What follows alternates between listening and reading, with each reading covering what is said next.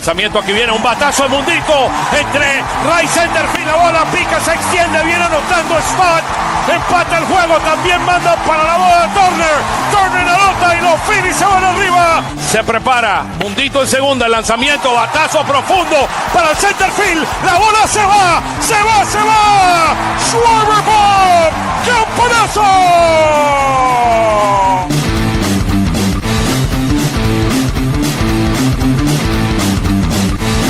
Aquí viene el lanzamiento, swing y lo ponchó. Ponche de Alvarado, amigos.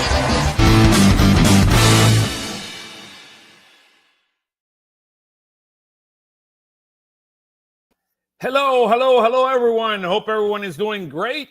We are here live for another episode of Phillies Weekly on a very interesting week, a very interesting day as well. Happy Easterns to all of you that celebrate Eastern. It's great to be here once again. We're going to be reviewing a very interesting series versus the San Francisco Giants, followed by what we did against the Marlins, and then what we're going to be looking forward this coming week against the Mets and the Cubs. So it's going to be very, very interesting. This program is going to be packed. We've got great guesses, and I have, as always, my partner, Jeff Kerr. Jeff, how are you, brother? Probably better than the Phillies bullpen, Oscar. Hey, it's going to be an interesting conversation today to talk about the Phils in general. We're going to talk about maybe some of the evolutions that we're seeing hitting.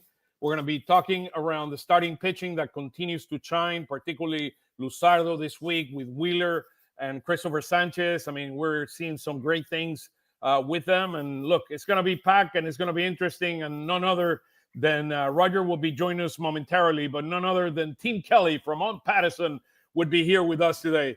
Welcome, Tim. How are you, brother? I'm good. Good to join you guys. I wish the Philly Fanatic would have had a baseball game this morning. I know Jeff was rooting for that. Instead, they had a dance competition, but we'll take what we can get. Who won the dance competition, by the way? I don't know. I left out of protest. I didn't watch it. Come on, guys. What are you talking about? So I'm thinking, Jeff, I saw you in the field kind of doing some of the dancing there. Some of the guys that were doing some break dancing. So I think you were down there doing some break dancing. Those two guys that were there in the field, you were one of them, right? No, Tim and I would have been participating in the softball game if they would have given us an opportunity. Oh, my. Well, guys, I mean, look, very interesting week. I mean, when we look at some of the things that happened this week, we ended up with a record of 4-3. It should have been 5-2. By the way, talking about the Philly Fanatic, on his birthday, the Phillies entering this game today were 35-12 on his birthday. Now we're 35-13 after the not so nice ending to the story that we experienced today. But overall, we're 13-9. Quick question for you: 9-4 at home and 4-5 away. If I would have told you in the beginning of the season that the Phillies were 13-9, would you have taken it? I think I would have. I would have taken 14-8 a lot more, but maybe that's just recency bias. But yeah, if you had told me the Phillies were 13-9 going into the Mets series and they'd be 2 behind the Mets, I would have been okay with it. Yeah, I think 13-9 in a vacuum is fine. There's context though to how they're 13-9. I guess what's crazy, and we're gonna get into it, but like they've actually won a decent amount of these games where the bullpen's imploded, but they didn't today. Yeah, no, without a doubt they didn't. So looking at some of the additional stats over the last 10 games, they're 5-5. In March, they were 3-1. 3 of those games against the Nationals. And then in April, they're 9-8 now. And within the division, we're 5-4. So look, it's turning out to be interesting. I think there is a lot of positive and a lot of not so positive, not so areas of opportunity. And we'll do a deep dive into it. Let's begin. Let's talk about the offense. So the offense is producing 4.69 runs a game, which is kind of a great number. I was running a stat today after the game. I mean, looking at this week, we produced 6.2 runs per game. I mean, significantly better than last week where we only produced 2.5. So the offense truly woke up this week versus where we were a week ago. I mean, we're 7th in baseball. I mean, your thoughts in general about how you see the offense and the evolution of the offense that we had this week. You want to go first, Tim? No, go ahead, Jeff. I mean, look, we complained earlier in the year about they weren't able to score in the first inning, and I think they went from what was it? You might know this better than I do, but they were 19th in first inning runs, and now they're like third after their 3-run first inning today. So they're scoring early, which I like, and they're hitting off starting pitching. I'll just say this: I really do like the top of the order, the way it's presented itself, and I can't believe I didn't think of this till after we talked to Rob Thompson pregame today.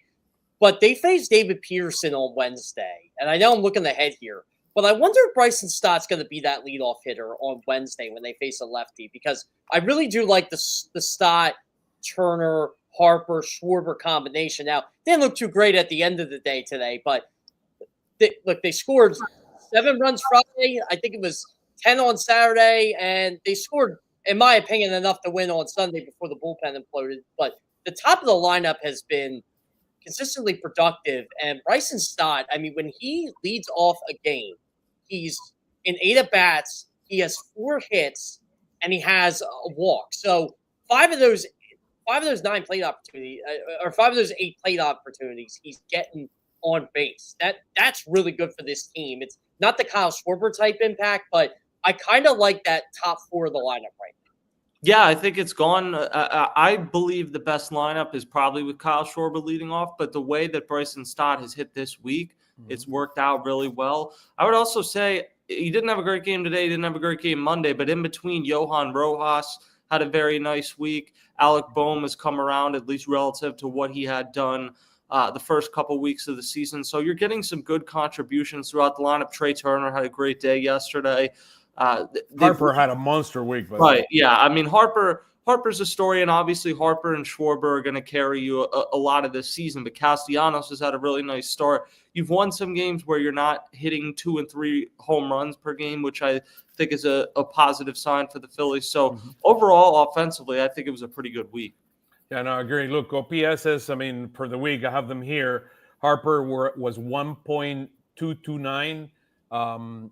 Nick Castellanos was 914. Bryson Stott was number 3, 894, followed by Johan Rojas, which was 4th at 874. Trey Turner at 845. He also had a good week. He went 4 for 5 yesterday.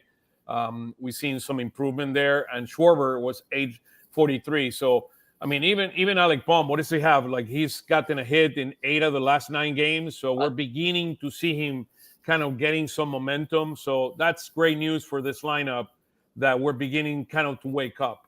Yeah, 7-game hit streak, Oscar. I think after he had his hit early in the game, he was hitting 320 for the week. I think that dropped to like 280 or 290 or something like that after the game. But yeah, it's nice to see Alec Boehm get going. As you guys mentioned, Johan Rojas. There were 2 games he wasn't exactly great. Today was one of them. But he is hitting. I hope they can get Max Kepler going at some point, because everybody's just on Dave Dombrowski right now for all his off-season moves, and they're failing to include Jesus Luzardo in that. But yeah, Max Kepler's been underwhelming for the first couple of weeks. He's had some moments where it felt like he's about to break out. He had a good day yesterday. It was a bad play in right field, but he hit the ball really hard. So, yeah, I'm interested. Like, they gave him an off day when they faced Robbie Ray Wednesday. After Monday and Tuesday, he had looked pretty good. And then he didn't come back kind of with that same force he seemed to be hitting the ball with. I don't think it's been a disaster with Max Kepler so far. I think there's been enough moments, if you want to be positive, to be positive. But if you were a cynic of the move, then I think he hasn't blown you away either. And it's really left-handed. Like, a lot of times when the Phillies play a left-handed pitcher, at least as the roster is right now, they're going to be in an awkward situation if Kepler's not hitting against lefties when Marsh is in there, which he isn't right now. But you have a ton of lefties in the lineup. So, I mean, here is the question, right? We were beginning to answer this. Does the Leon lineup has Stott leading off and Schwarber hitting behind Harper? And what do you do, Tim, from your perspective versus lefties? I think versus lefties right now, you ride with Bryson Stott because he's played well. Now, if it ultimately proves that doesn't work, and that may be the case, then you go back to either Schwarber or Turner leading off against lefties. But while things are working, my inclination is not to mess with it. Okay. Would you flip Turner and Stott just for the sake of flipping them? I don't think so. because then you're going to have 3 lefties it in a row. complicates the whole So, thing if you do yeah. I feel like if Stott isn't leading off, then I don't know that he makes sense hitting second necessarily. Yeah, last week, I mean, we were talking about the whole issue with lineup, kind of a structure with because Alec Baum is not hitting. When Baum is not hitting, you can normally hit him up, and then because he makes contact, I mean, you avoid kind of the strikeouts, and you can hit him fourth. He led the team last year, I think, in double plays. Excuse me.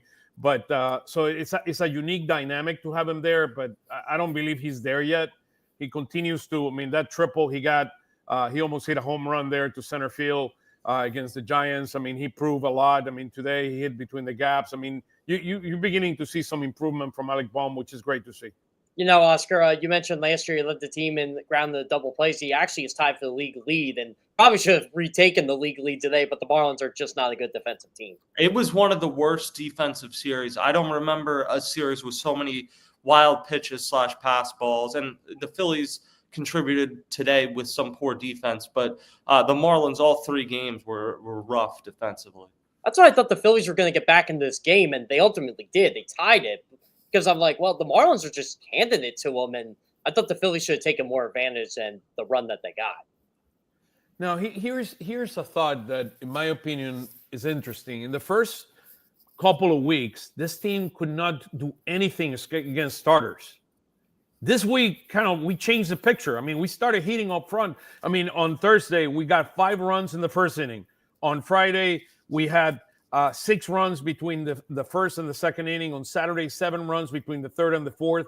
And then today, we got 3 runs in the first inning. I mean, who can explain this? Well, it's weird because they faced 3 former Cy Young winners this week, but none of them are. I mean, Verlander actually pitched pretty well today, but he's 42. Yeah. Robbie Ray was a fluke Cy Young guy, and Sandy Alcantara is clearly not at his best right now. So they chased those guys. I mean, I think some of it early in the season, they weren't going to go the whole season and only score runs against the bullpen. So they were due to level out, and I think you're kind of seeing the opposite end of that right now. But it is like the best case scenario of what people thought when you moved Kyle Schwarber to DH or to cleanup, is that more guys would be on in front of him.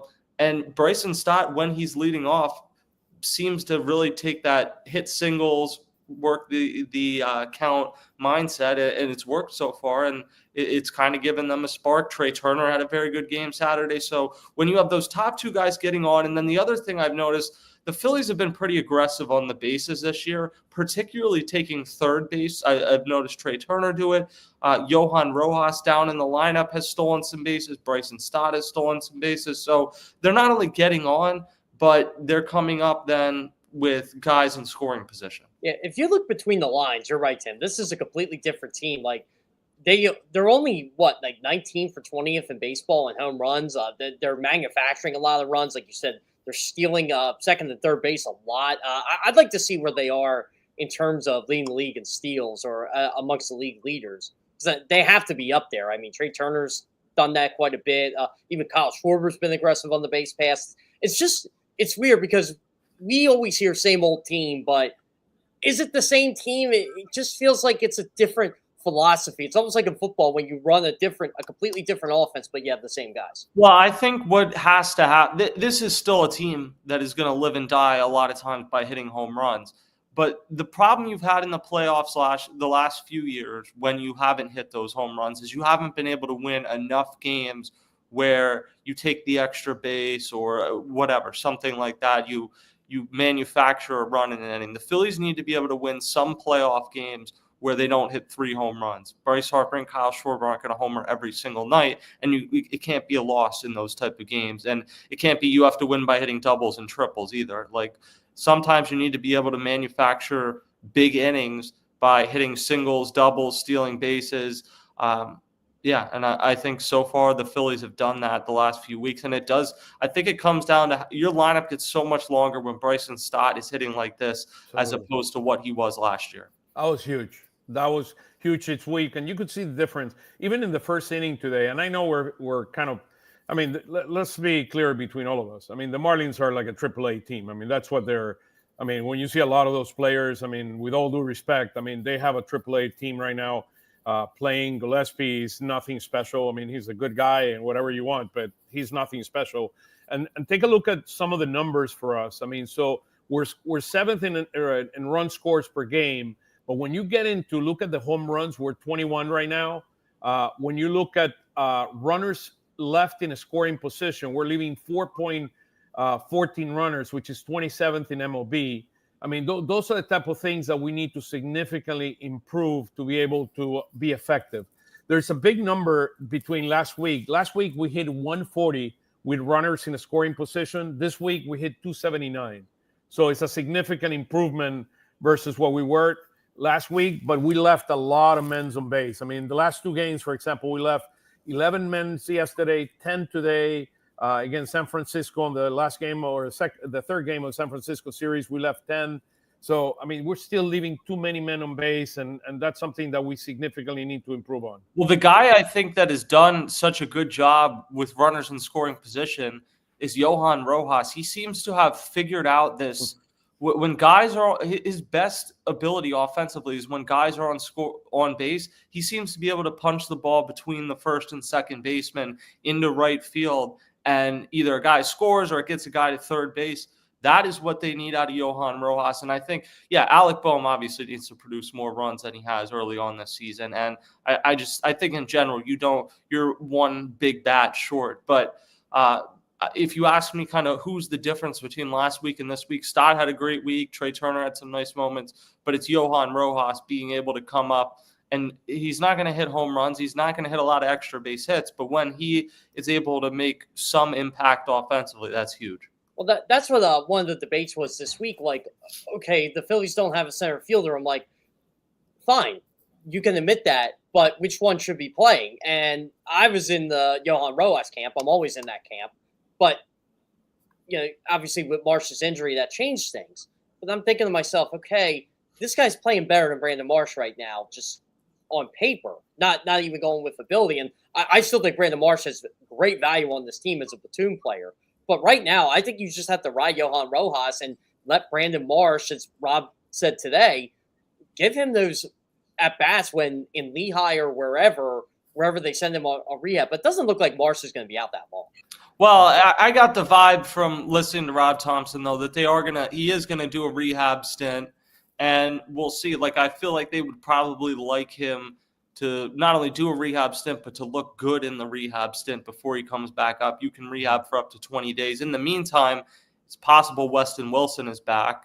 It's possible he's not, but it's possible he's back with the Phillies as an option in the outfield too. And I agree with you that Brandon Marsh's best value is as a platoon outfielder. The problem is you can't platoon. His best value is as a platoon corner outfielder. You're not platooning anyone with Castellanos because he's playing well enough to play every day, and you're not platooning him with Kepler because it's two left-handed hitters. So I think you kind of, in how you operated this offseason, negated his best value. And it's great he can play center field.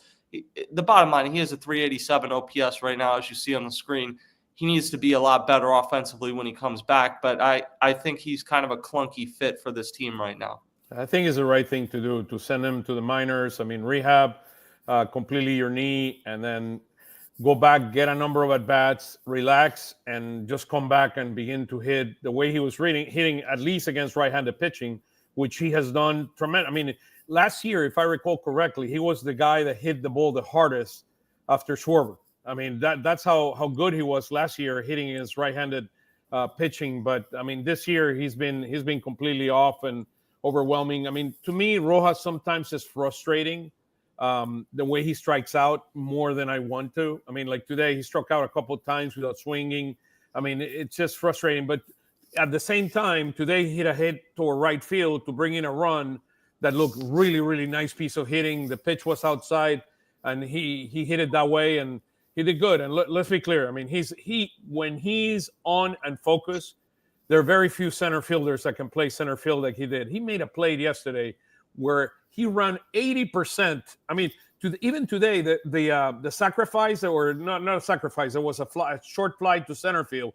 He ran toward left field. I mean, he was in left field when he grabbed the ball and he threw it to home plate on a strike. But again, in the San Francisco series, he made a dumb play and then he threw it away. And I mean, so if he's focused, he has the capabilities. We just need to give him a chance. Well, and I would say I agree with you. I was going to bring up the play where he threw it into the camera well against San Francisco. He can't do that. But then there was a play, I think it was yesterday. He got on and he was definitely leaning and almost fell. And luckily for the Phillies, it didn't impact them. He got back. But he had some issues last year with, I don't want to say attention span on the bases, but not like focusing to the level he should on the bases, and sometimes taking a step too far and getting picked off or whatever the case is. So there's still a learning curve with him.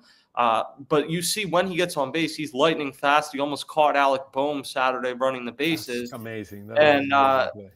Like as much as there definitely have been some frustrating plays in the field, but he gets balls that just other guys flat out don't come close to. And Brandon Marsh, I think, is a proficient center fielder, but there's balls that Johan Rojas is getting to that nobody else is.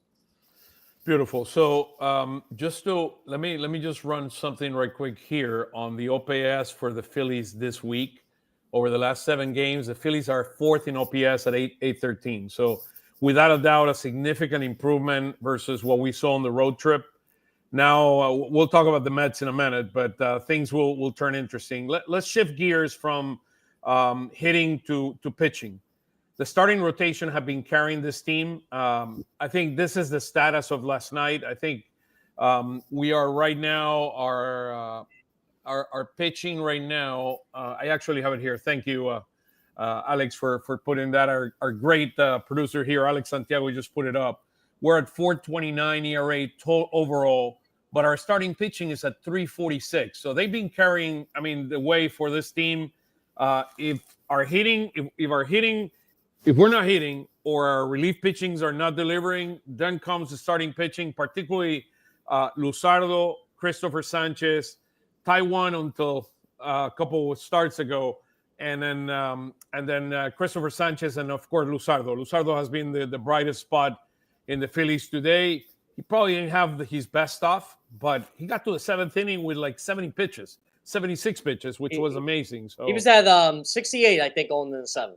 Yeah, he was in terms of saving pitches, he was amazing. I don't think he was as sharp with his delivery, particularly striking out people. He ended up striking out 7 overall, but his line was unbelievable. Seven innings, 8 hits, two runs, 8 base on balls, or 1 run, 2 base on balls, and 0 base on balls and 7 strikeouts. So he had another amazing outing. He's been such a bright spot, Tim. Yeah, he's been tremendous. Probably not only their best starting pitcher, but he actually passed Paul Skeens, Logan Webb, and Chris Bassett, who are all really good pitchers. At least 2 of them are like Cy Young level pitchers.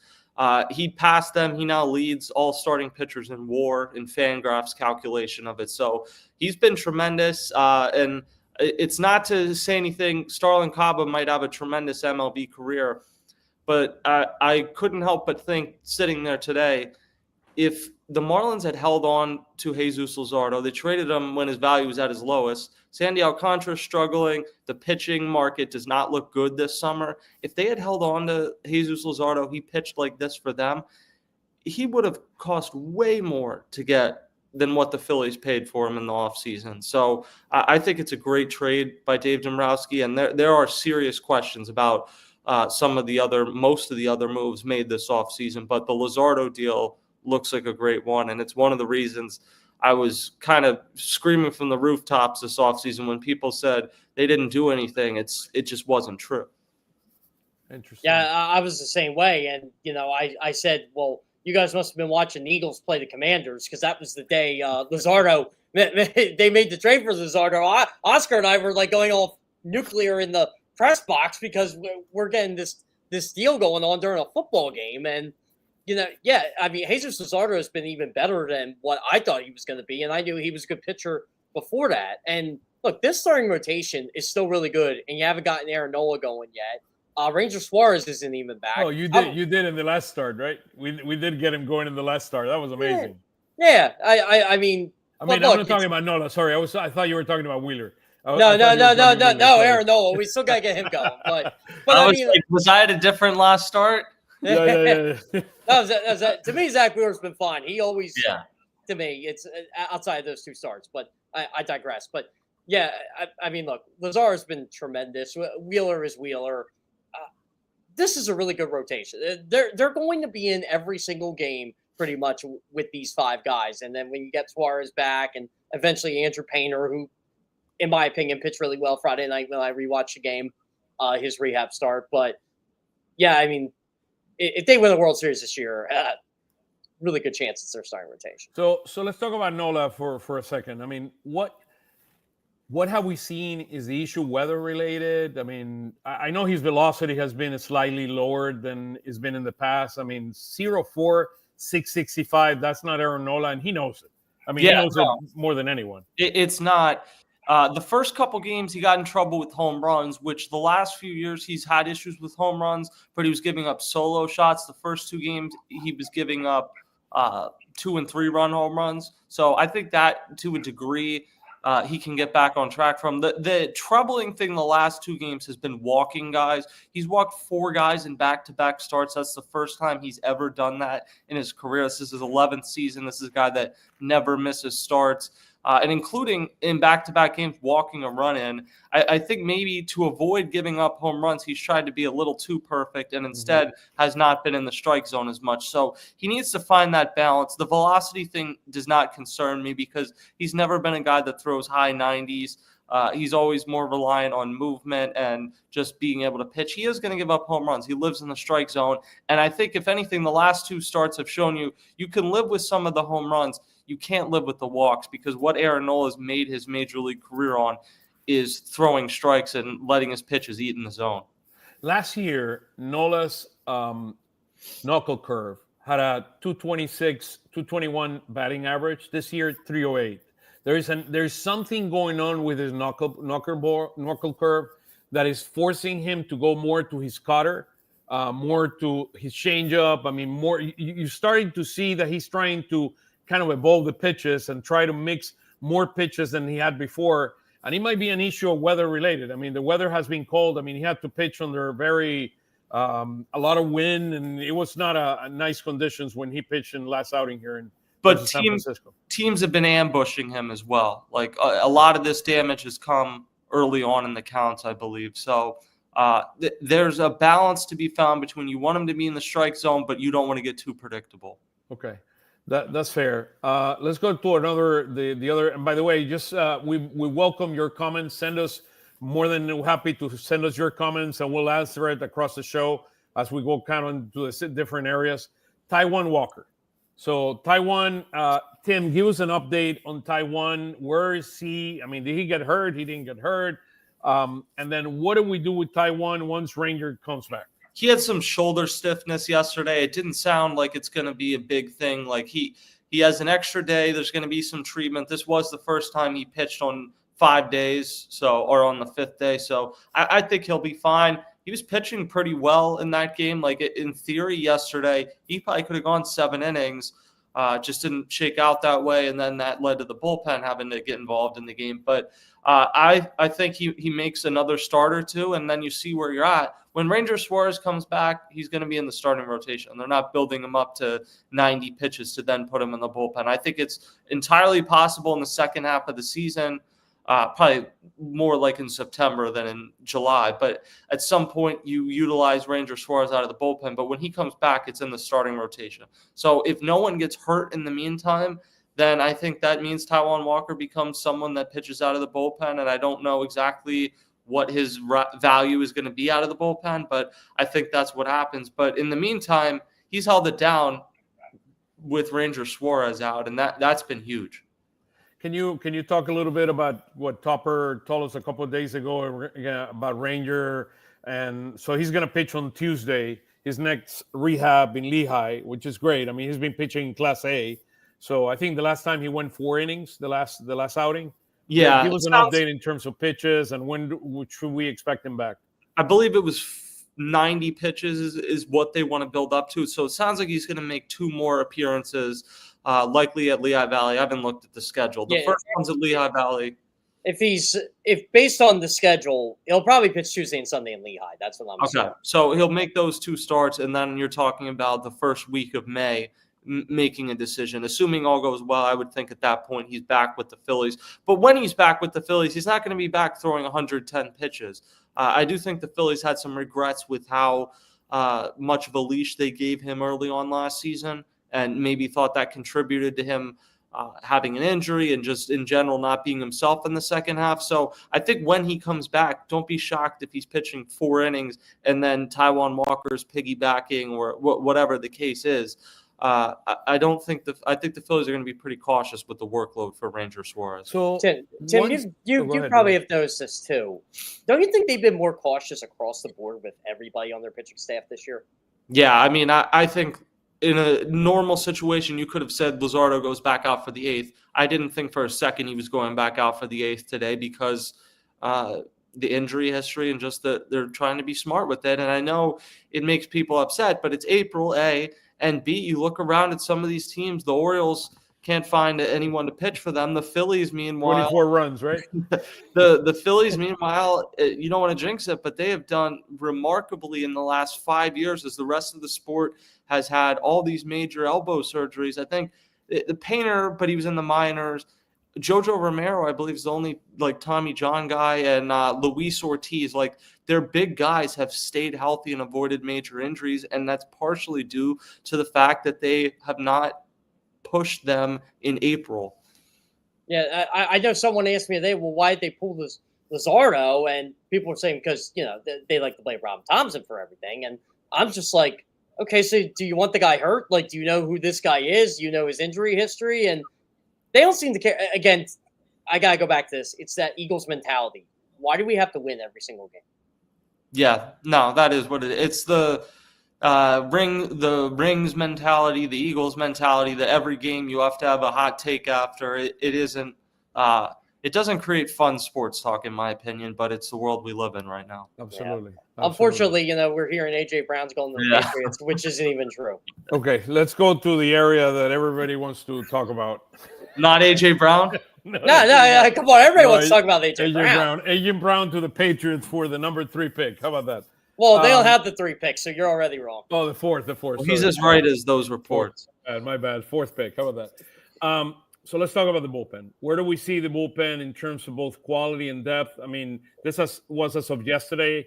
After today, if we put that chart here that I have, it's 5.8 now, isn't it? Yeah, it's. I'll put it here. It's going to overshadow. It's not good.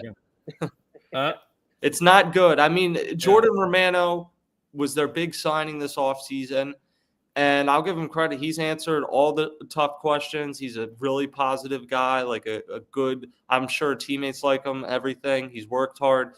The results haven't been good. It's a results business, and so far, taking the gamble on him, replacing both Hoffman and Estevez does not look good. And I was talking with Oscar about this earlier. I think their biggest issue right now, obviously Romano, they need him to be better, obviously. But their biggest issue right now is that they don't have someone who can come in when they're down 1 or 2 runs, and you don't want to punt on the game, but you also don't want to bring in Alvarado or Strom or Kerkering. You need someone to come in, hold serve, and keep your team in the game. They don't have that right now. Tanner Banks has not pitched well. I'm confused on what Joe Ross's exact role is. Jose Ruiz has struggled early. So that's the biggest problem, depth, and that it does feel like you're running some of these guys into the ground in April. I'm very worried about Alvarado. I mean, Alvarado is probably right now the most valuable piece you have, and I'm very concerned about that. Yeah, Tim. Adding on to your point, Mike McGarry and I were talking before we left, and Alvarado and Strom are on pace to pitch 81 games this year. That's just not sustainable. And Kerkering doesn't pitch back-to-back days. He only did it 5 times last year. He's probably going to have to pitch tomorrow, I would assume. And I don't know how they're going to treat Kerkering right now, after his outing. He's got to go back-to-back tomorrow, because I'd be floored if Alvarado pitches tomorrow. I know he didn't pitch a lot. No, he won't pitch tomorrow, even though he only pitched eight pitches or something today. Yeah, so. I know, and yesterday was a short outing, but it's still, you're getting him up in the bullpen. This is a guy 2 years ago when he was on fire, was incredible, but he had 2 stints on the IL with elbow problems. Strom had a shoulder injury in spring training. You just need to be really cautious, but you don't have anyone right now. Joe Ross has been all over the place. One day he comes in and pitches 2 shutout innings. But made some of the worst pitches imaginable in the Atlanta series. I mean, Osuna. I mean, I still remember Austin that Riley, Ozuna, they were just hitting it off a tee. So I'm kind of confused exactly what his role is. Carlos Hernandez has nasty stuff, but can't find the strike zone, and I feel like it's getting late early for him. It might be time to maybe Max Lazar or somebody comes up and you cycle somebody but the way they've gone thus far is not sustainable. And they've talked, like, people say you want to get Romano into a lower leverage situation next. Guess what? If they're in a high leverage situation tomorrow night, Jordan Romano's coming into the game because you're so thin in the bullpen right now. And probably is the best option you have. And let's talk. So we lost. Who did we lose? Hoffman, and we lost Steves, right? And Estevez. Yeah, they were the two big ones. So we lost a closer. And then Alvarado was not pitching the way he's pitching right now because he was very inconsistent. He got back in shape, so he had a tremendous offseason. So Alvarado is a much better version of who he was last year. My biggest concern is the depth of who. I mean, to me, conceptually, what they thought about was to get Kirkering to be the Hoffman. I mean, and I wouldn't say Alvarado be Steves, but close to it to a certain extent. But the problem comes after that. Where is the Alvarados and where are the Kirkerings of last year? That doesn't exist. They don't have them. They thought Romano was going to be Jeff Hoffman, and maybe he will be. It's early in the season. He was hurt last year. It's possible. It's a nightmare April, and then he gets back on track. This was somebody that was a really good reliever. To this point, though, it hasn't been good. I mean, you see the numbers up there on the screen right now. Rob Thompson loves Jose Ruiz. Jose Ruiz, it's been tough so far. And Tanner Banks is kind of like a long man, can maybe take down some leverage innings, but more is like a guy you're bringing in the 6th or when you're down, whatever the case is. So, and Hernandez, he's got that one outing in Atlanta was amazing, but it doesn't seem like they have a lot of trust in him right now, and it's because he can't find the strike zone. So I do wonder if he's on borrowed time. Yeah. You know what bothered me about this whole bullpen fiasco, and of course, Tim, you know this, Oscar knows this. They weren't giving a multi-year deal to Jeff Hoffman. They weren't giving a multi-year deal to Carlos Estevez. They just weren't doing it. It's unless they offer Jeff Hoffman 1 year, like $20 million. I don't think he was coming back here. It's just no.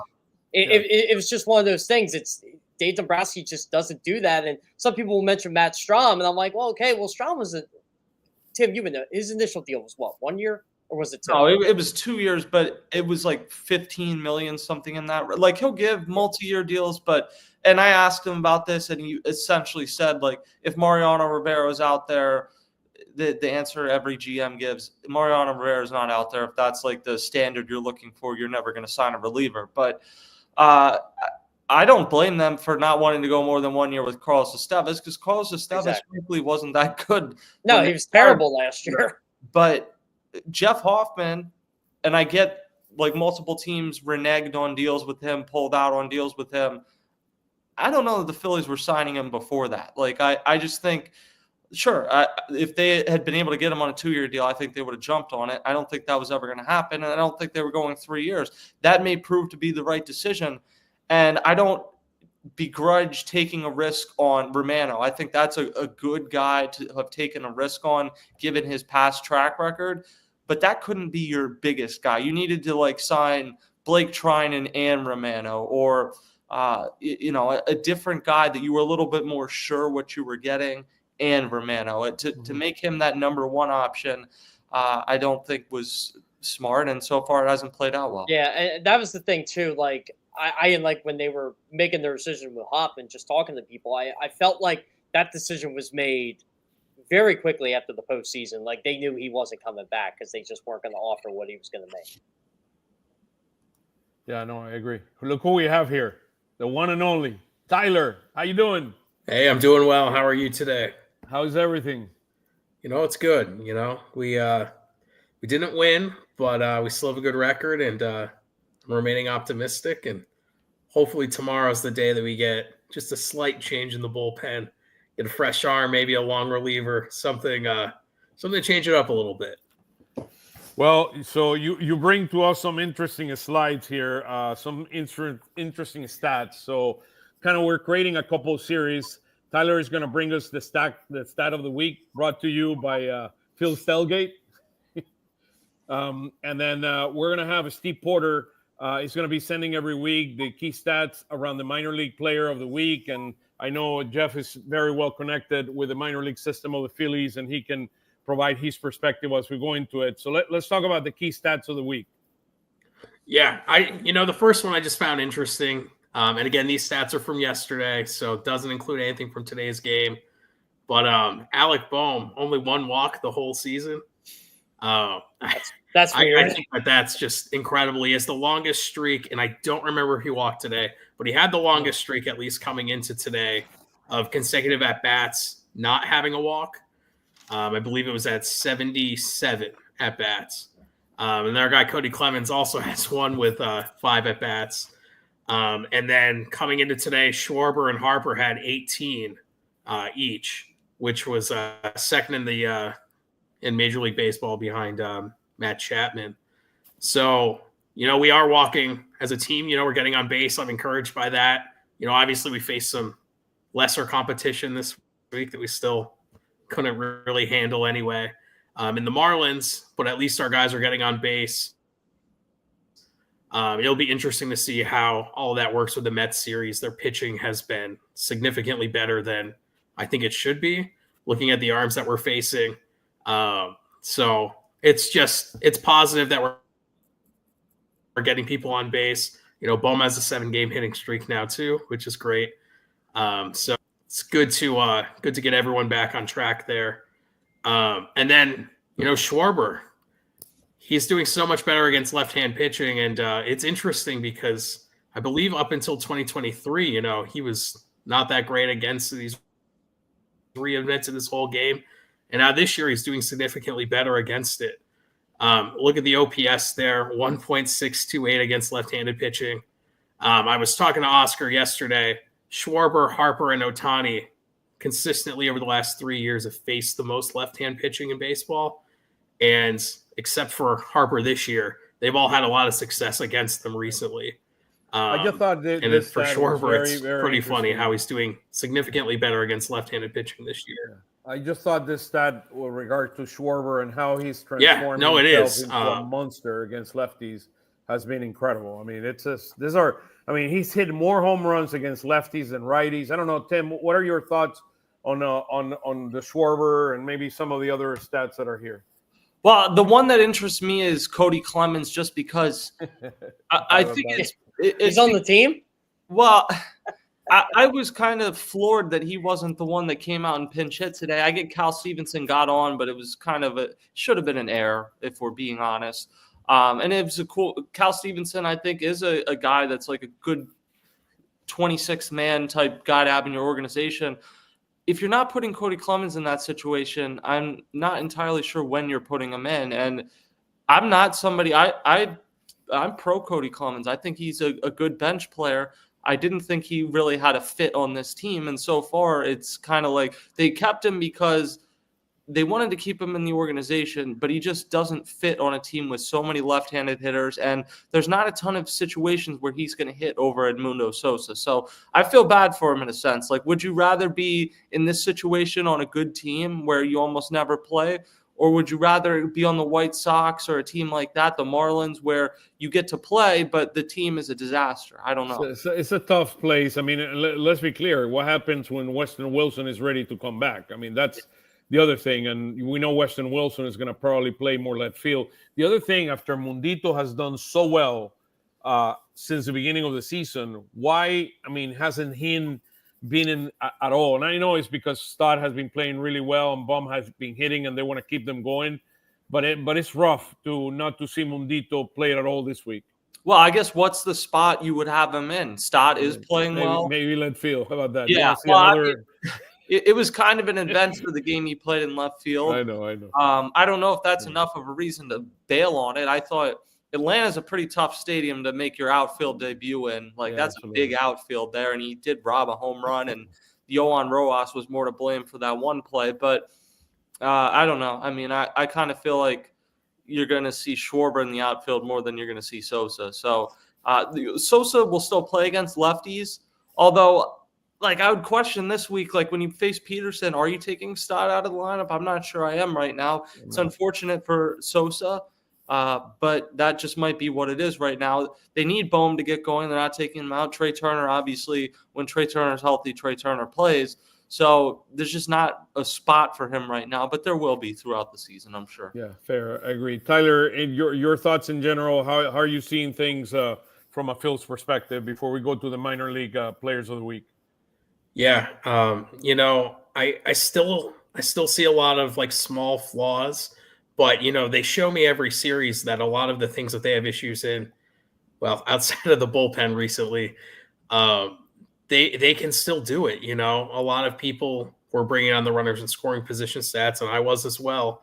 But I mean, you can see against a team like Miami that they were doing a little bit better with that, and that shouldn't be an issue going further. I mean, if you look back at the past 4 seasons, the Phillies ranked 4th in runners in scoring position hits, and they were 5th in batting average. So, that's something that it's just going to come back. The bullpen, though, keep coming back to that. You just wonder what the first domino is that's going to fall. They should be better. And a guy like Romano, I thought he was getting back on track until this last appearance that he had. So I don't know. It's just tough at the beginning of the year because there's just so many variables. They haven't been playing a lot. There's different types of teams that they're facing. And I know they're probably going to the lab with Romano and checking everything.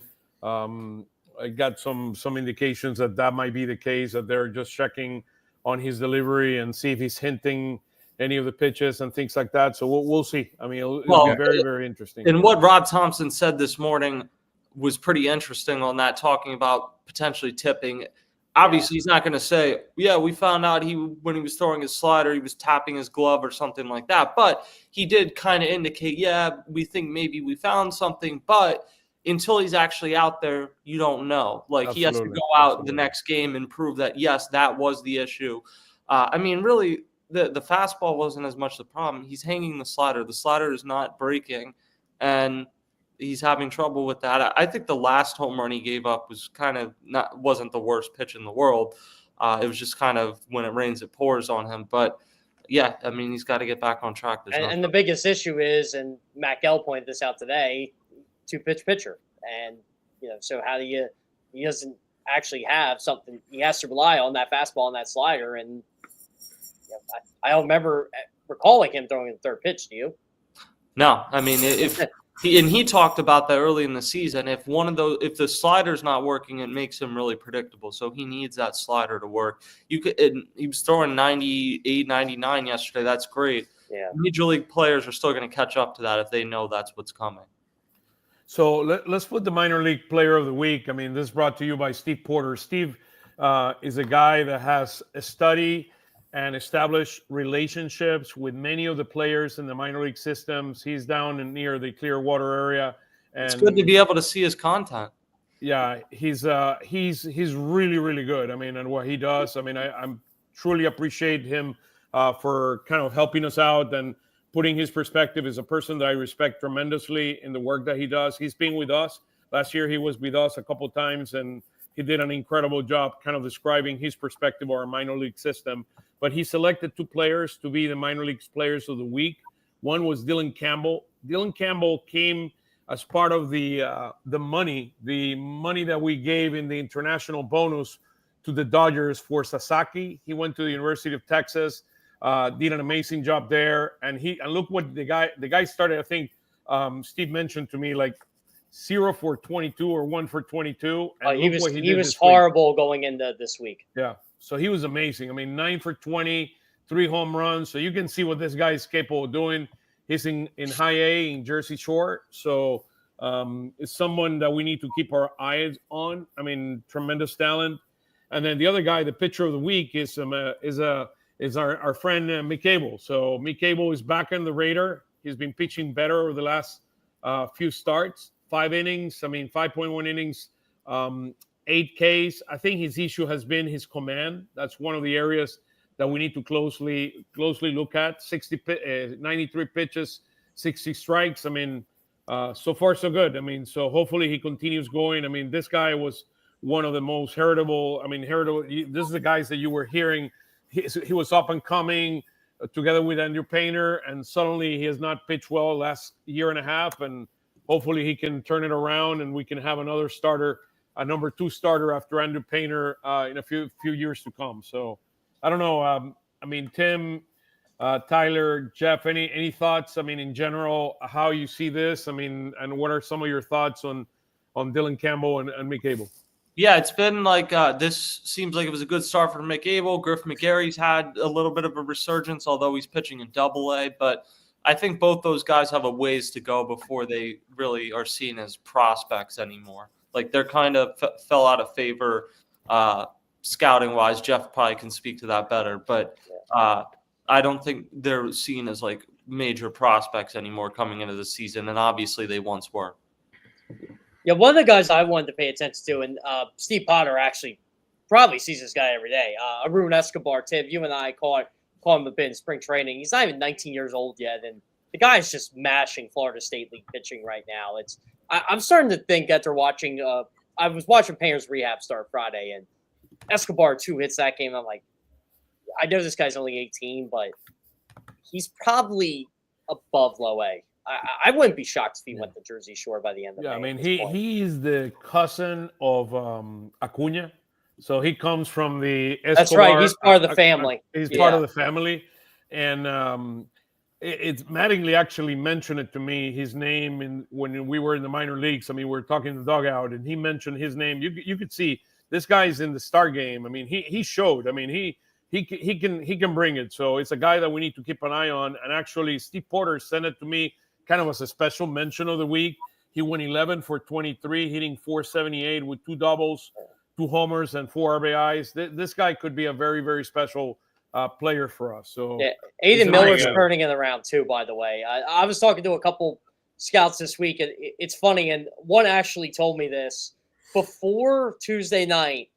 If Miller wasn't on the back of his jersey, if it was just 10, you would have thought that was like a quote-unquote 3A player. That's what they call the band minor league players in Double-A. But since then, Aiden Miller's hit like 400. He's had a couple extra base hits. He had 2 hits today. He got off to a slow start in Jersey Shore last year and picked it up. It looks like he's doing the same in Reading. And Aiden Miller's even admitted to me he's never seen this weather before, so this is all new for him. Yeah, so we're going to be covering, with Steve Input, we're going to be covering the minor league players of the week and highlighting some of the guys that we need to keep our eyes on kind of throughout the year. Just kind of the last few things before we go talk about the Mets series and what's coming next. Let's talk a little bit about our defense. Tim, you had some observations regarding our team defense. This year, where are we on defense right now? Well, it wasn't a good day defensively today, but and Trey Turner had like a bit of a regression the other day, and I think I know he's sick of me asking about his defense, but I thought for much of the first few weeks he looked significantly better at shortstop. Bryson Stott's a very good second baseman. Bryce Harper didn't have a great day at first base today, but he's a good first baseman. Alec Boehm has become a passable third baseman, sometimes even better than that. For as much as the struggles you've talked about with Kepler offensively, we haven't said a word about him in left field, which is a good sign. Castellanos isn't going to get to play as other guys maybe would, but he has a strong arm. He's worked hard in right field. And then Johan Rojas has had some questionable moments, but in general, we still know as an extremely high talent in center field. So if you compare like where the Phillies are now to where they were defensively 3-5 years ago, that's significantly better. Yeah, I'm looking at some of the fielding stats for us, and we're 8th in double plays per game, 7th in errors, so it's probably a significant improvement versus where we were maybe a year ago. Turner has played better this week. He didn't play as well. He made a couple errors, I think, in one of the Giants games, but he worked very, very hard, and By the way, Steve just texted me that Aiden Miller is dealing with some back discomfort, so it's something to keep our eyes on as we look into this. But so it's very good. I mean, again, we're seeing some improvements on defense. I think Johan makes us better in the outfield. I mean, when he plays, he makes a huge difference out there, and hopefully we continue to move. So let's talk a little bit about the kind of the big question, and then we'll talk about the Mets series. When do we expect Andrew Painter? Because there was some information this week that Topper mentioned about Andrew Painter, and I'll let Tyler talk about it, or Tyler and Tim talk about it. How many innings do we expect them to pitch this year? I don't know. Maybe start with you, Tyler, and then we go to Tim. Yeah. I guess the first question is whether that's the majors or a combination of the majors and the minors. It is both. The Got number of innings that he mentioned. Yeah, I mean, this, again, it's just my opinion on what I've read. You know, I'm obviously not talking to anybody who's involved with it, but I was thinking it was probably going to be around like 110, 120 innings maybe. I also just am predicting July 7th against San Francisco. I think that'll be the day for him. I know that they've brought up, you know, sometime in July, like early August, maybe. I don't know. I think he'll be up in early July. That's interesting. Tim, your thoughts on what Tupper mentioned during one of his pressers? Yeah, he said 120 to 130. I don't know exactly. I don't think he's actually going to get to that number, just because I don't think they're going to have him throwing 6 and 7 innings and outings this year. So I think what you're looking at more likely is, like Tyler said, around 4th of July, he comes up, and they're going to be cautious with him. They should be cautious with him. He's going to be a weapon this year, but this is not the last year they're going to play baseball, and this is a long-term guy that you need to be a cog and you need to be healthy. So I think they're going to be really cautious with him, to the point where it's going to frustrate people that he comes out of the game after 4 innings when he could pitch 6 or 7. But you got to have the bigger picture in mind. Yeah, and that's obviously going to be the whole thing this year. I asked Rob today just to get pretty much the yes answer from, is he going to pitch? I'm assuming Friday's the day. He's going to pitch once a week. So he's only going to pitch like 4 innings pretty much every start. Like, this isn't going to be a new thing. And then when it gets warmer up here, he'll probably go up the Jersey Shore, or he'll probably go up the Reading and Lehigh for a little bit. But yeah, it's, I just can't see him getting that number. Yeah, you do the math. It's hard to get to 120, 130, but it's important to get to 100, I think, because next year you're going to be talking about another innings jump. Maybe next year you want him to throw 130. It's a lot more doable to throw 130 next year if you throw 115 this year, as opposed to if you throw 75 this year. So let's talk the big question. So we got the Mets. We have a big series. We're going up to Citi Field. Aaron Nola, 0-4, 665 versus Tyler McGill, 2-2, 140. Then on Tuesday at 7, both Monday and Tuesday are at 7:10 p.m. Christopher Sanchez, 2-0, 296 versus Griffin Canning, which has been a surprise, 2-1, 343. And then Wednesday at 1:10 p.m., Zach Wheeler versus David Peterson, the lefty, 1-1, 327. And then Zach Wheeler right now is 2-1 and 373. One thing that has impressed me significantly about the Mets, or I would say more than surprised me completely, is their pitching staff. I mean, they have the best ERA in all of baseball. I did not see that coming. I mean, it's a complete shock to me that their ERA is so low. I mean, it's 2.35, guys. 2.35 right now. I mean, what's going on? Well, Tyler McGill is somebody I've always liked. He's never stayed healthy. His brother's a really good reliever.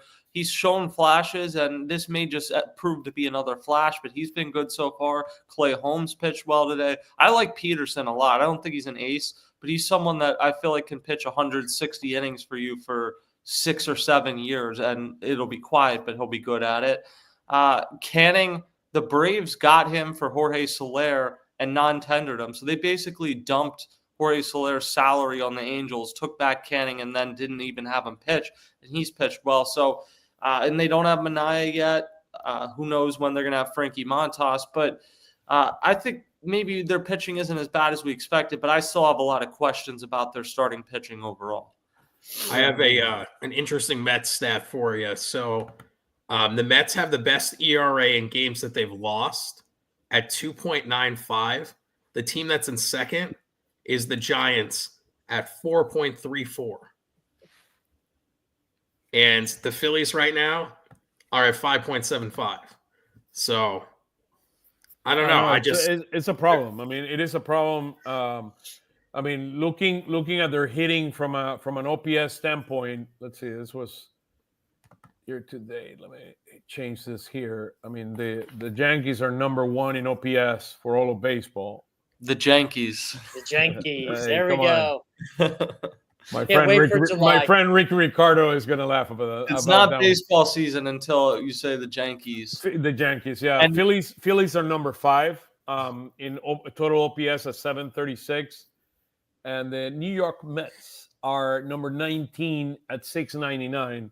So there was some conversation about Soto this week that he's basically said that he's not what is it that he's whomever he has he was in better company last year than this year. Well, behind him. P. Alonso loves having Juan Soto around. Pete Alonso's having the season of his life, and I thought it was ridiculous how Pete Alonso got treated in free agency last I year. agree. I don't- I would have same loved to here. have that guy, by the way. Well, and I'm not even saying for the Phillies in general, but I don't understand. He hit 34 home runs last year, and that was a down season. It was a down season, but why he couldn't get a 4 or 5 year deal in a team like the Nationals or someone like that desperately needed help and an impact player, why they didn't do it. But he's going to make out well in free agency. He's been one of the best players in baseball this year. And Soto started to get going today. Mark Vientos is slowly starting to get going. Lindor is one of the best players in baseball. So the Mets are going to have a good lineup. Yeah, Absolutely. but Jose Siri is still banging lower than Brandon Marsh. He is, but they can play defense. Yeah, he's really good at that. But he's But, out. yeah, He's out. He's in injured reserve right now. But Yeah, but he's to in add to there. your point, Tim, they treated Pete Alonso like all last season, and especially going to free agency. Like, do you remember? I think it was Chris Carter, the guy who hit all the home runs, for, Yeah. like the Athletics, and then the Brewers. Then it's like he disappeared off the face of the earth after leading the league in home runs. I'm like, okay, Pete Alonso's a really good hitter. Like, what are we doing here? Yeah, I think teams in the league have devalued, not maybe to the same extent as running backs in the NFL, but teams have gotten way carried away in devaluing power hitters. I get that deals with Pujols and Ryan Howard and Prince Fielder didn't age well. We weren't talking about a 10-year deal for Pete Alonso. You're talking about a 4 or 5 year deal, 6 max. I don't get why he didn't see more interest this past offseason. Yeah. And this guy's having a down year, hitting 34 home runs in center Right. field of all places. And how much of a down year was it in the playoffs when he was hitting a big home run every single time they need him? And we've seen it with Kyle Schwarber here. I'm a big believer in WAR. I think it's a great stat, but it maybe isn't the greatest stat in evaluating run producers. And when you have one of those guys in your lineup, you realize how valuable it is. Yeah, I mean, people judge Ryan Howard based on a low WAR all the time. I'm like, okay, well, I'll take the 47 home runs. Well, and some of that just has to do with the last 5 or 6 years of Ryan Howard's career drug the number down. But yeah, I mean, offensively, and Ryan Howard also probably would have been a DH today. So there's a lot of different things that go into that. Yeah, a couple of things quickly with the Mets. I mean, Francisco Lindor started very slow this season. He's been picking it up. I mean, he had a walk-off a few days ago. And Soto is hitting 256, which is not ideal for him. But he continues. He has 17 walks and 14 strikeouts. So he continues. I'm not too worried about Juan Soto. I think neither am I. So, all right. He's in that classic first year, new team. I know it's same city, but it's a new team. He'll be fine. It's the same as Bryce Harper. Yeah, let him not be fined for at least a week. Yeah. And looking at the Mets bullpen, I find it interesting. They have a lot of guys who have a lot of scoreless outings. So Reed Garrett, 10 games, 0 runs. Ryan Stanek, 9 games. He's given up 1 run in 1 game. Max Kranick, 8 games, given up 1 run in 1 game.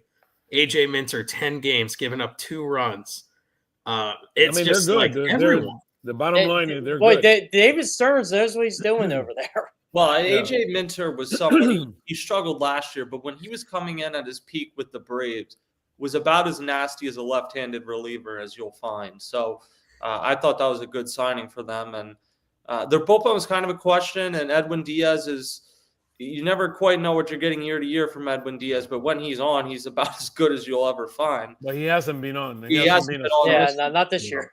But yeah, I mean, if he gets going, it could be a really good bullpen. Look, let's talk a little bit about this series. So tomorrow is going to be rough because we're not going to have. I mean, it's probably Romano and maybe Kirkering are going to be the ones that have to close the game for us. Hopefully we hit. Jose Ruiz. I mean, I think Rob Thompson trusts Jose Ruiz, and some of these games, it's. I would not bet money on the Phillies winning tomorrow. Put it that way. He's the master, by the way. He's the master of the one out. Yeah, I mean, very good at that. Yeah, but it's going to have to be one of those games. If they win tomorrow, A, Aaron Nola gives you 7 innings, and B, somebody that you don't expect steps up. Whether it's Tanner Banks, I don't think it's going to be Carlos Hernandez getting the opportunity, but Tanner Banks, Jose Ruiz, one of those guys steps up, and you look up, and all of a sudden they're pitching to Juan Soto and Pete Alonso. Yeah, do we think that tomorrow is the day that they cut ties with Carlos Hernandez and just get like a long man in the bullpen? I don't think so. I think that leash is a little longer. Yeah, it might be a little longer, but I don't think you're far off from it making. I will say for anyone that was saying over the weekend DFA Jordan Romano, he's here. He's not going anywhere. You have to pay him. None of the guys are in the 40-man. There's a lot of guys, and I mean, actually, Steve sent me a list. Joel, Connell, Brett, the Goss, and Nicolas Padilla. Nicolas Padilla. Yep. There are names that are available, but none of them are in the 40-man roster. Lazar would be the guy, I think. Yeah. Lazar is the guy I'm hearing if there's anybody. And I heard he wasn't. I mean, I looked at it. I haven't looked at it recently, but I looked at it maybe a week ago, and he wasn't doing that bad. He was like a 2.15 ERA or something like that. He's pitching fine. He had one really bad game. That was it. Well, and I also, what is Krismat's status? They were starting him at one point? Yeah, he's still starting. I believe he started 2 days ago.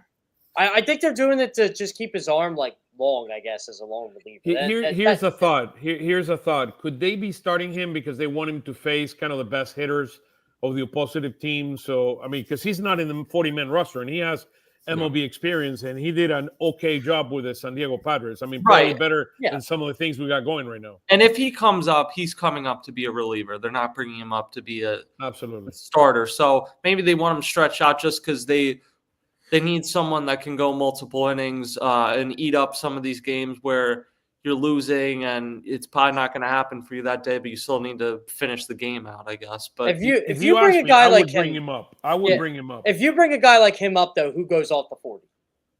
That's all. Carlos Hernandez. Yeah, that's why. Maybe that's where Tyler's getting that. So I mean, I like Carlos Hernandez. I think he has a lot of potential, but I don't think that we can really afford to keep him around much longer, especially when Rangers probably coming back in a few weeks. You know, maybe you can see if there's someone in the meantime, just see if, they're good. But the problem is you bring up Krismat. He's also out of options. Yeah. A lot of these guys are. Krismat actually started. We need to approach this that we want to win the World Series this year. I mean, that's the bottom line. Yeah, I mean, can't worry about this stuff. I mean, we do, but they can't.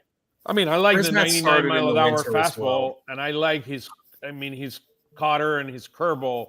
But the question is, he allows too many base on balls. I mean, look at who was Walker hit a home run against him in St. Louis. That ball hasn't fallen yet. I mean, he went 10 days in between his first 2 appearances. That's true. And if the rest of the bullpen was doing fine, then whatever having him on the roster. But yeah. You do need guys with flexibility. That's why Lazar makes sense. And Banks could be optioned, although that's a lefty. But you have so many guys that are out of options right now. You need to be able to change out some of the parts sometimes. That's the reality of a bullpen in today's game. And the question is, we need to do it the entire season. I mean, we have a whole season to play. So, I mean, if you start cutting ties with some of these guys right now, I mean, you're not going to have these additional arms.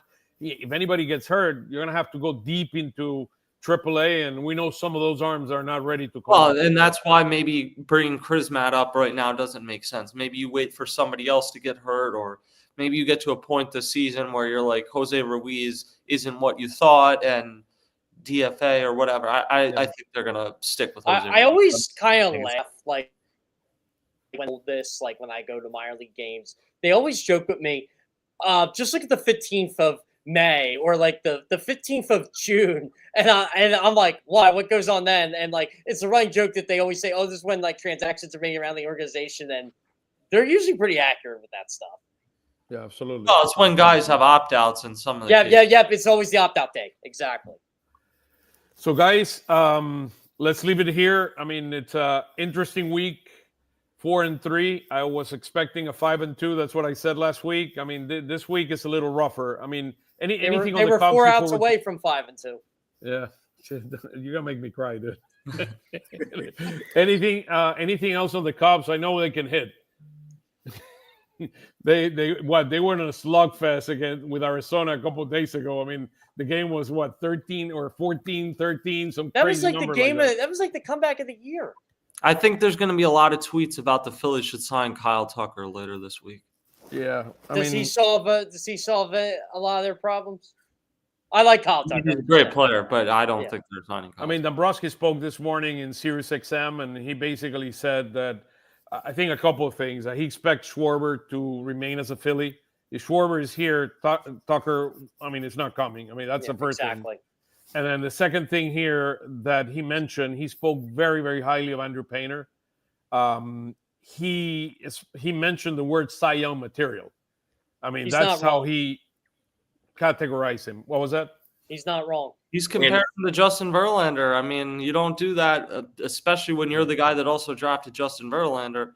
You don't do that if you don't think extremely highly of him. And he said, I mean, I think the thing that kind of, I mean, caught my attention the most, he mentioned his command. His ability to command his pitches at his age is really, really special. I mean, I saw this kid throw in clear water. I mean, he was, I mean, to both Stott, March, and Baum. He struck out Baum on a slider that I'm still like, whoa. I was just behind the plate looking at it. It was very, very impressive. And what stood out to me about him in spring training is I'm in the clubhouse and he's around guys that are Aaron Nola, Zach Wheeler, Bryce Harper, Schwarber. They're all at least 10 years older than him. And he didn't seem to to stick out like a sore thumb or anything. I guess that's when you're 6'7", you fit in any setting. But I think he'll fit right in once he comes up. He's very mature for his age. Well, and he's a Boris guy. He's well media trained and everything. Like he's ready for whenever he comes up. Like I get it makes perfect sense to hold him off. But if he had to pitch in the majors today, I think he'd do just fine. Well, guys, I mean, leaving tomorrow morning to go to New York and have an interesting series. Last time we were there, it was not fun at all. So I expect a lot more fun stuff this week than we did last time we were there. But hopefully our hitters needs to step up this week big time. I mean, we're going to have to hit our way into having a winning record this week. I wouldn't mind finishing the week, this week is 6 games or is 7 games? 6 games? 6. So ideally 4-2. If we go 3-3, it wouldn't be the end of the world. I think 3-3 is a good week. Yeah, and hopefully 2-1 with the Mets. That's what we need. It's a good week, especially knowing going in game 1, you're going to have some trouble most likely. Yeah, absolutely. I mean, in terms of standings, the Phillies are 2 games behind the Mets. The Mets are 15-7. We're 13-9. The Braves are slowly playing better. They're playing better. The Braves are, believe it or not, the Braves are 6-2. They won 8. They're 8-13, and they're 6-2 at home, which is interesting. Remember, they started the season on the road. They won the last 3 games. So the Mets there's some clubhouse controversy right now with the Atlanta Braves. Yeah, to say the least. Yeah, to say the least. But I mean, they've been. I mean, we know the Braves. At the end of the day, they're gonna be there. Guys, thank you so much. Thank you everyone for joining us today for another week of Phillies Weekly. Hope you enjoy the show. Subscribe to the button. I mean, with the button on. We're in YouTube. We're on Instagram. We're on Facebook, and we're on X every single week. Every one of these guys are regulars. I mean, particularly Tim. I've been pushing Tim to come every week, but he's like hesitant yet. Tim's got a life. So. Yeah, Tim has a life. He comes every other week. But Tyler, thank you. Thank you for your stats of the week. I mean, Tim, where can we follow you in social media? At Tim Kelly Sports on every social media platform I'm aware exists. Also, subscribe to Phillies Stoplight on YouTube. Yeah, on YouTube and on Patterson. I mean, you lead the way in on Patterson. Thank you for everything you do there. Tyler, where can we follow you? Just at Phil's Tailgate. I'm on X, Blue Sky, Instagram.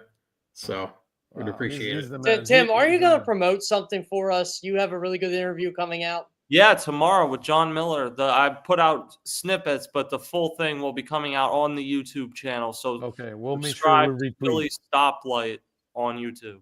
Phillies Spotlight in YouTube. Stoplight. Stoplight. That's true. It's Patterson. Like a traffic light, it's but Patterson. Stoplight. Sorry, guys. Sorry. On Patterson is a stoplight. That's all right. So we're gonna go on stoplight here. Thank you, guys. Tim, thank you for your time. Truly appreciate it. Same to you, Tyler. Thank you for all your effort. Steve Potter, thank you for your stats. And Jeff, you're the best partner in the world, man. Yeah, you know what, guys? If I sound stupid next week, it'll be because will be so drenched in NFL draft coverage and trying to talk people off the ledge with the fake AJ Brown stuff, and the Eagles are trading. I do think the Eagles are going to trade up, by the way. But they're not trading up to 3 or 4. Yeah, no, they're trading. I mean, if they move five spots, we'll be happy with that, and not. But it is a big week for me. So if I do miss some Phillies games, I do apologize. So one thing that's important: next week, the Phillies play at night. So instead of doing it, what is it? The 20? Let me check the date. The 27th. We're gonna do it Monday, the 28th, and we have a very, very special guest, right, Jeff? Do we want to give him the name or not yet? Yeah, no, we can do it. We got Sports Radio WIP's Rob Ellis joining us next month. Rob Ellis will be here with us next week. We're going to have some fun with Rob. I remember one of the things that I remember from Rob is the trade for Bradford. Remember that trade when we traded Nick Foles for Bradford? I'll never forget it. I was listening. I said, what's going on here? What happened? I mean, but hey, it's some of the memories that we go back on memory lane. So thank you guys. Looking forward. So it's at 7 p.m. next Monday, the 28th. We'll be live with Phillies Weekly. Yeah, Rob and I go way back. Him and I, we love to talk shop. He always has me in WIP booth when he hosts Phillies pregame stuff. I'm at the ballpark. I'm glad he's joining us. He was more than thrilled to join us for next week. Yeah, we said Chip Kelly did what? Remember the old times. So the old Chip Kelly. Yeah. Hey, guys, again, thank you so much. Thank you for joining us. I mean, subscribe to our channels. We're here for you guys and looking forward to next week. And go Phils and go Eagles, too. We can put some Eagles there. Come on.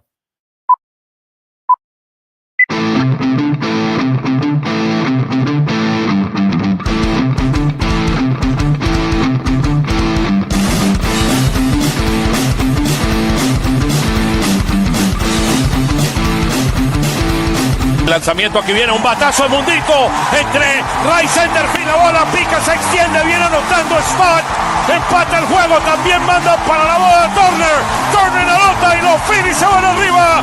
Se prepara Mundito en segunda, el lanzamiento, batazo profundo para el center field, la bola se va, Schwarber Bob, ¡campanazo!